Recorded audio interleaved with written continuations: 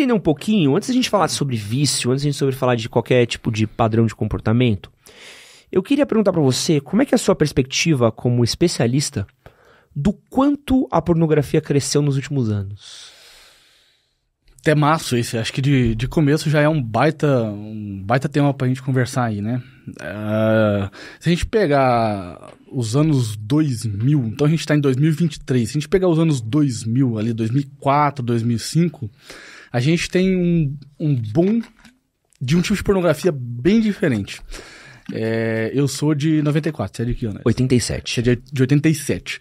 Então, na nossa época de pornografia, a gente ficava até altas horas esperando alguma coisa acontecer às 3 da manhã pra ver um leve decotezinho no famoso Cine Privé. Sim.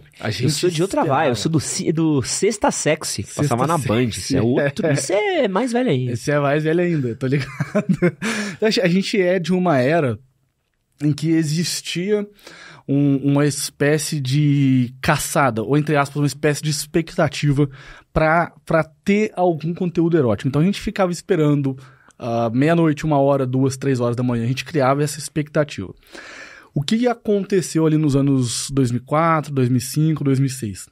A gente teve uma guinada na própria internet. Na década de 90, a gente é da época da década de 90, daquele discadão do IG, né? A gente clicava lá na internet e fazia... Não, né? mas você não sabe o que era demorar não sabe o que é isso. 10 minutos pra baixar uma foto. Ia carregando cantinho por cantinho, assim, uma foto. Uma foto, exatamente. E aí, o que acontece ali nos anos 2004, 2005, 2006? A gente tem a internet de banda larga. Com a internet de banda larga, a gente tem a inauguração dos vídeos Tube. Então, o que é um vídeo Tube? A gente tá no próprio YouTube. Você clica um play e ele corre liso ali, né? O fato é que a pornografia também entrou nessa vibe em 2004, 2005, 2006. E o que aconteceu? Nessa mesma época, aconteceu uma coisa muito estranha que trouxe algumas consequências para os homens em geral. Para as mulheres também, né? Para as mulheres também, mas para os homens em geral, porque, querendo ou não, ainda no Brasil, 70% dos consumidores de pornografia são homens, 30% mulheres. Isso é uma estatística geral. Aconteceu um problema muito sério. O sujeito agora, mais ou menos ali a partir de 2004, 2005, 2006, ele não precisa mais esperar algum tempo, aquilo que em psicologia a gente chama de custo de resposta. Uhum. Ele não tem um custo de resposta tão grande assim. É muito fácil, rápido e imediato ser absurdamente estimulado. Com a pornografia, ali mais ou menos em 2006... O sujeito ele entra num site pornográfico, ele dá um play e ele já vai direto pra cena de sexo. Isso causou, sim, alguns impactos que hoje, em 2023, mais ou menos 2010, 2012 pra frente, nos últimos 10, 15 anos, a neurociência tem estudado e tem visto que, caramba, peraí, esse tipo de pornografia, de algum modo, traz algumas consequências cerebrais. Ou seja, essa pornografia de banda larga. Então esse é o primeiro aspecto. Você tem o que a gente chama de hiperestimulação, ou hyperstimulation. A gente tem uma estimulação muito forte. Isso tem alguns efeitos que a gente pode ver. Daqui a pouco isso acontece, inclusive, no mundo animal. Vou dar um exemplo aqui que é muito legal, assim. Sempre gosto de falar disso aqui porque clareia alguma coisa, assim. Um sujeito chamado Nicholas Tinberg fez um estudo muito interessante. Ele pegou um monte de borboleta. Ele colocou as borboletas dentro de uma caixa de vidro. Borboletas machos, né? Ele colocou lá, só macho. E aí ele pegou alguns cardzinhos de papelão mesmo e fez um recortezinho de borboleta fake. E ele pegou aquela borboleta fake e pintou aquilo com uma cor muito vibrante. Amarelo, vermelho, bem forte, assim. Deixou aquilo bem vivo, assim. Uma coisa bem fake e sintética. Uhum. E ele colocou uma cordinha e ele colocava essas borboletas lá dentro da caixa. E ele começava a movimentar aquelas borboletas lá dentro. O que começou a acontecer? Os machos, eles começaram a sentir, vamos dizer assim, uma espécie de atração por aquelas borboletas. Eles começaram a se aproximar delas. Porque o estímulo que eles recebiam por algo que era fake, por algo que era artificial, era muito forte. E aquilo mexia de algum modo com a própria biologia cerebral dos machos. O mais interessante, o mais engraçado é que quando depois de um tempo, os camaradas, os experimentadores, os cientistas colocaram borboletas fêmeas reais nessa caixa, então eles abriram a caixa depois, colocaram algumas borboletas fêmeas reais, os machos continuaram sentindo mais atração pelas borboletas falsas. Que loucura. Antes da gente seguir para a página de neurociência, quero só voltar para falar um pouquinho da expansão, que eu acho que é onde caminha para o que a gente vai falar.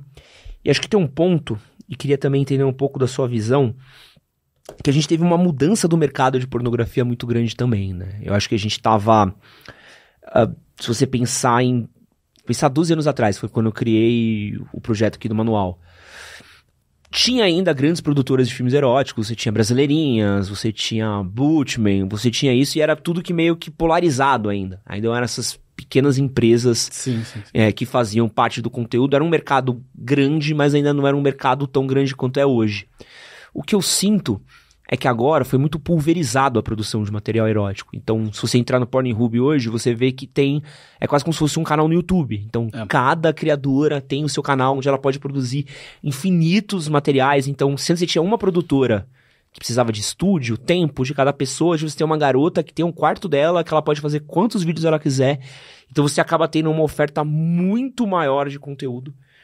E acho que esse também é uma outra parada muito importante, que não só facilitou o seu acesso, banda larga, celular, também tem que entrar na equação, que antes você precisava de um computador, hoje você consegue acessar numa tablet, num celular, em qualquer lugar, como também agora você tem muito mais conteúdo do que antigamente, né? Sem dúvida. A gente tem certas modalidades de pornografia hoje em dia que antigamente a gente não tinha. Então, se você pegar, por exemplo, hoje a gente tem o OnlyFans, por exemplo. Pode crer. O OnlyFans ou o Privacy, são plataformas em que a pessoa ela não precisa de muito trabalho para poder produzir algo ali. E só que isso implica assim, uma coisa muito complicada. Tempo atrás eu fiz um destaque no meu Instagram que na verdade não foi eu que chamei, né? Mas o nome é Barely Legal. Barely Legal, sei. Barely Legal. Sei. É um tipo de pornografia muito estranha, mas é engraçado que ela é permitida por lei nos Estados Unidos. Em alguns países do mundo, no Brasil, ela é proibida. Mas nos Estados Unidos, a Suprema Corte autorizou a partir de 2002 que isso fosse possível. O que é Barely Legal? Rapidinho, só pra gente entender. Barely Legal são mulheres de 18, 19 anos que insinuam que estão ali tendo 12, 13, 14, 15, 16 anos. Insinuam claramente. O que a gente tem com o OnlyFans, por exemplo? A gente tem essa possibilidade escancarada. Quer dizer, quando a gente tinha algumas empresas de pornografia, você vai lá, querendo ou não, você fecha um contrato, querendo ou não... Tem o CNPJ, né? Tem o CNPJ. Se isso era obedecido ou não, é um outro papo. Mas você tinha ali um papel com o CNPJ, etc. Você tinha alguém que queria defender, não queria colocar o seu na reta e queria se defender. Agora, hoje em dia, com o OnlyFans, você pode ter uma menina de 19 anos insinuando alguma coisa. Você pode ter uma menina de 16 anos ali. Você pode ter uma menina de 15 anos. E quem fiscaliza? E quem fiscaliza? Os pais? Nem os pais fiscalizam. Não é isso? Não sei onde foi que eu vi uma matéria do Fantástico. Uma matéria do Fantástico, recentemente, de uma garota que vendia material pornográfico muito comum. Com 15, 16 anos, e a mãe descobriu. E a menina vendia via OnlyFans. É muito comum. Esse que você acabou de assistir foi um corte do nosso podcast com Miguel Soriani. Se você quiser assistir o episódio completo, clica aqui do lado pra ver. E eu quero falar que você pode comprar suas cuecas com 15% de desconto usando o cupom MHM15 na Cueca Store. Link na descrição do vídeo e no primeiro comentário fixado.